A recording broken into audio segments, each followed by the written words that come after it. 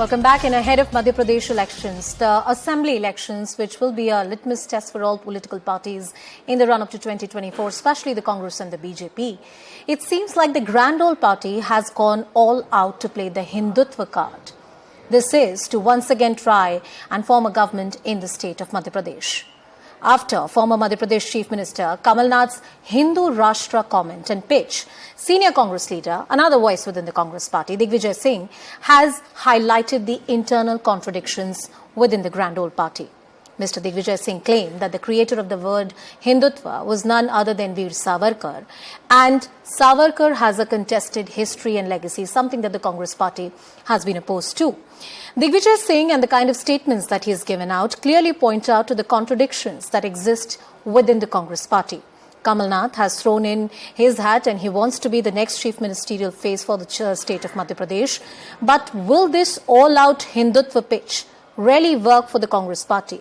History tells us otherwise. For example, in Karnataka, the party focused on hyper-local issues and the development politics around it. Then why is it that the Congress party thinks that it's the Hindutva card that can work for them in Madhya Pradesh? The BJP and the Chief Minister of the state, Shivraj Singh Chouhan, has called the Congress party Chunavi Hindu and taken a jibe at the Congress party. We talk about that politics on Viewpoint tonight.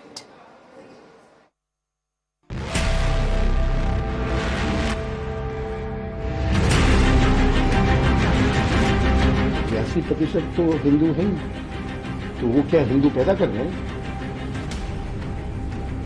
विश्व में जिस देश में इतनी बड़ी percentage में हो, वहां कोई बहस की बात है?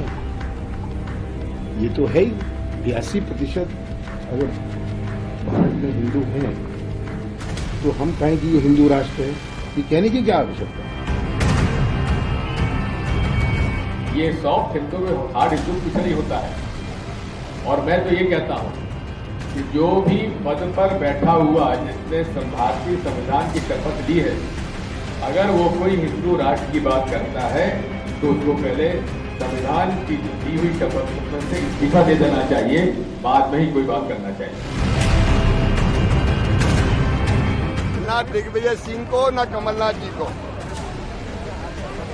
इनको ना तो हिंदुत्व से लेना देना है, ना देश से लेना देना है, ना समाज से लेना देना है। ये तो वोटों की फसल काटने के लिए जब जो ठीक समझते हैं वो कहते रहते हैं, इनको किसी से लेना देना नहीं। Well, let's take all these questions to our esteemed panel. Joining us on Viewpoint tonight, we have Neha Bagga, who's the spokesperson from the Madhya Pradesh unit of the BJP, Kamru Chaudhary, who's a Congress leader, Professor Sangeet Raghu, who's a political analyst, and Mr. Javed Ansari, who's a senior journalist, joining us on the broadcast. Good evening to all of you. Thank you so much for speaking with us. Kamruji, coming to you first. Is this a soft Hindutva pitch by the Congress party? Isn't the Congress party the party which says that religion and politics should not be mixed? But your own senior leaders are seen sharing stage with a lot of religious figures in the state of Madhya Pradesh. I don't want to take any names, and making statements which sound sympathetic to the idea of quote-unquote Hindu Rashtra. How do you reconcile that?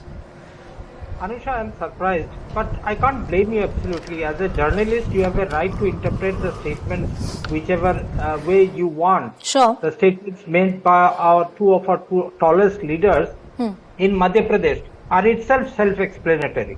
Now, you must understand the difference between Hinduism and Hindutva, or Bharatiyata, or Indianness. There's a stark difference. You know, people like, let's say, your Assam's Chief Minister, Hemanta Biswa Sharma's statement, that he doesn't want the votes of a particular community. That is called Hindutva. That is majority appeasement. But when you come to the statement of Kamal Nath and Digvijay Singh, when Kamal Nath ji says that India is a population of 80% Hindus, it is already a land with a majority of Hindus out here with freedom to assimilate and accommodate all other different viewpoints from the religious point of view, like the people who follow Islam, Christianity, or Judaism, or let's say Sikhism. Yeah. We have all lived together. That is called Indianness. And that cannot be necessarily with due respect, and let's keep my interpretations aside, do you have the quote verbatim of what Mr. Kamal Nath said? I have something in front of me, but I wanted to ask you if you have one. Yeah, what did he say? You just. I'll just quote him, sir, for your reference. Data shows that 82% are Hindus in our country. There is no debate here that we are a Hindu Rashtra.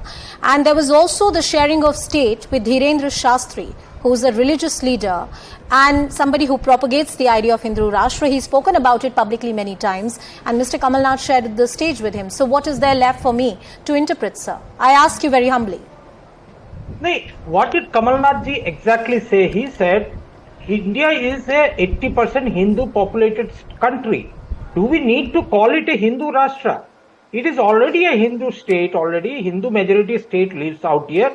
But what you must understand the difference between a Hinduism, that's a stark difference between Hindutva that Narendra Modi and his party believes in, or the RSS and his Vishwa Hindu Parishad, or other ecosystems live in. I really want you to set the debate here before I invite other panelists for comments. So my second limb of question to you, the fact that stage was shared with a religious figure who has openly spoken about the idea of a Hindu Rashtra, how do you understand that? How do you qualify that, if I may say so? Now you may call me a whataboutery. The Prime Minister going and inaugurating or doing Bhumi Puja of Ram Mandir, that is okay. Being a Prime Minister of a secular country. He goes to the Bohra. Isn't that the politics that you oppose, sir? No. The point basically is that you must understand an individual function or a state function or a party's function. Was there any banner? He has his rights to believe in a particular philosophy, an ideology. We all do, but to support a certain ideology as a political leader is a different matter altogether. Neha Bagga, the question that the Congress party is asking is that any religion or the practices of any religion is not the personal propriety or property of any one political party. We are all Indians and we are allowed to share stage with many people. What's the big deal? Anusha, first of all, I want you and your viewers to hear this, what Kamal Nath ji is saying.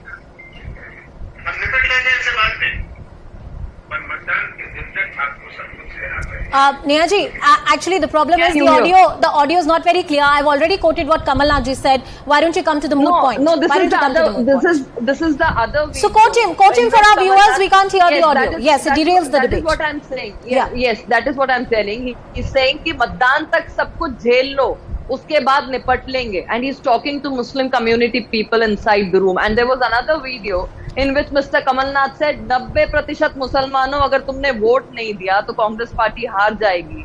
See, this is the same Congress which becomes fancy dress Hindu when Chunav is near. And plenty of the occasions we have seen Priyanka Gandhi, Rahul Gandhi visiting temples, going mandir for parikrama, and thereafter what they do? Hindu terrorism. They coin words like saffron terrorism. And then where was I want to ask Congress spokesperson, where was Kamal Nath when Srimati Sonia Gandhi said that Ram does not exist, Ram kalpnik hai?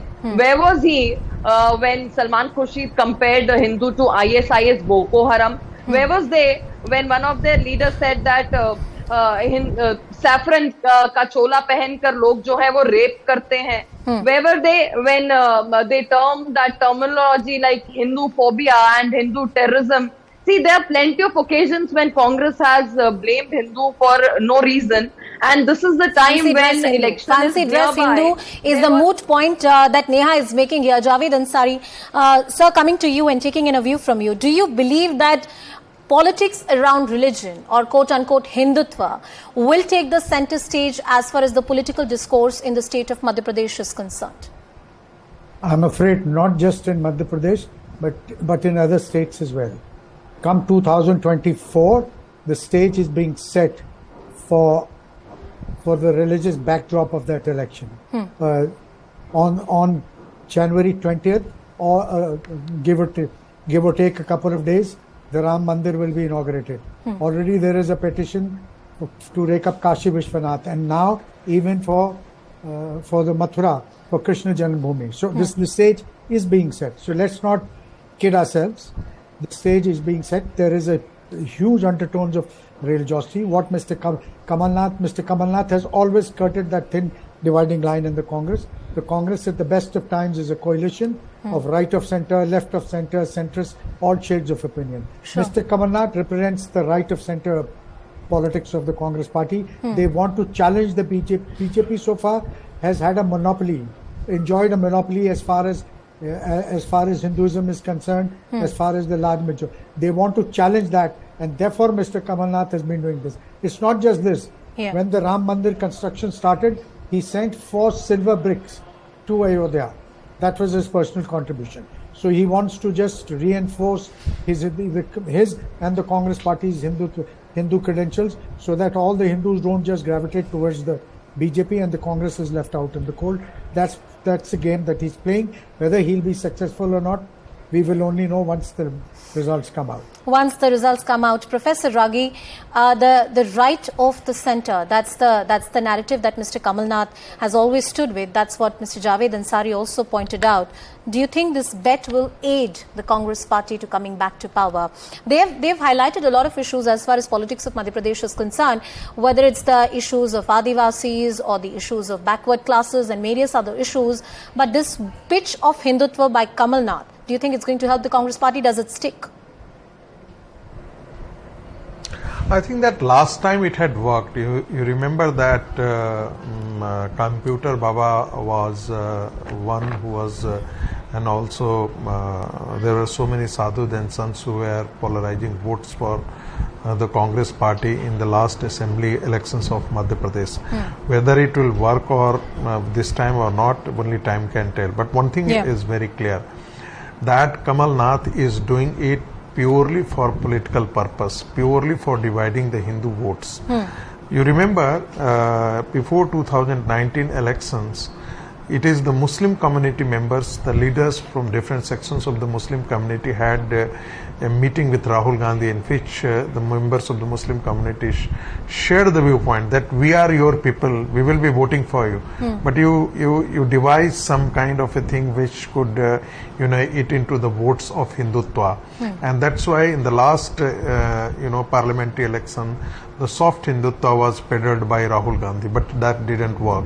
Here also, since last time you also see the video of Kamal Nath as Neha ji, put forward before you, your viewers, that Kamal Nath was speaking to the Muslim leaders that if you don't come out 90% to the polling booth, we will not be able to defeat the BJP. So they, on the one hand, within the camera, within the closed circuit, they are talking, Congress is talking to the Muslims, archbishops are talking to the community members that defeat the BJP anyhow, and until and unless you come consolidated, we will not be able to do. Another point which I want to make, and that is very important. Congress party earlier played the politics of 20% Muslims and other communities, and keeping it in mind that the 80% Hindus are divided along caste lines. Right? What is happening that the caste lines, ever since the Narendra Modi have come into picture, that caste equation have worked, the social equation have worked. There is a caste consolidation. Not that much. Indeed. Hindutva certainly have acted. So I have last 2 minutes on the show, and I want to take that point forward that Professor Raghi is making. Congress party is so desperate to break it. Is that the desperation of the Congress party? Mr. Kamru Chaudhary, the Congress party was very focused in Karnataka elections. They were talking about the hyper-local issues, and despite the best of the provocation coming in from your political opponents, the party and the narrative remained very focused on the development issues. Why is it that senior leaders from your party, chief ministerial faces and contenders need to speak about the idea of a Hindu rush? Clearly, there is a shift. There is a centre-right position that the Congress party has taken that Mr. Javed Ansari was also talking about. Mr. Kamru Chaudhary. You must understand that the MP election is far different from the elections of Karnataka. We had a very focused election campaign in Karnataka, and we were very successful, despite the Prime Minister Modi, Amit Shah camping out there for a number of days. But in Madhya Pradesh, you see just picking out an issue out of nowhere, like Narottam Mishra did, the Home Minister of Madhya Pradesh, with regards to the Besharam Rang film. So these are the issues that are going to come up. They will try to provoke the Congress leaders in Madhya Pradesh into getting out statements which are provocative in nature, which will suit their campaign goals. I am afraid they don't have to provoke you. I have to give last 30 seconds to Neha as well. Neha, closing comments from you, please. Anusha, see, this is not fight about Hindu Rashtra or Muslim polarization, because time and again we have seen after 2014 elections, if you remember, there was A.K. Antony report which said that polarization was at its peakest in Congress party, and that is why continuously Congress is losing. And this time also, this is the Putra Moho Ladai which is going on between Digvijay Singh and Kamal Nath. And for that matter, they have chosen their favorite subjects, one on one side and other on other side. But the crux of the whole issue is that Rahul Gandhi says मंदिर में लड़कियों को छेड़ने के लिए जाया जाता है. Digvijay Singh says Hindu is terrorist, saffron terrorism. Then Salman Khushi says Hindu is IS, Boko Haram. One of their leaders says that Lord Krishna has taught jihad. Another says that saffron people wearing saffron clothes raped. So there are multiple occasions when Congress has used such kind of language, but there was none in the front who have taken action or protested against this language. So this time also, this is clearly a political tactic for vote bank. What it essentially is doing, and as I see it as an observer of politics in the state, is that development issues or core issues of Madhya Pradesh, say healthcare and education, where the state has not fared very well, or crimes against women, are not the part of the political discourse, the mainstream political discourse like it should be. Neha Bagga, Kamru Chaudhary, Professor Sangeet Ragi, Mr. Javed Ansari, thank you all for joining us on Viewpoint tonight.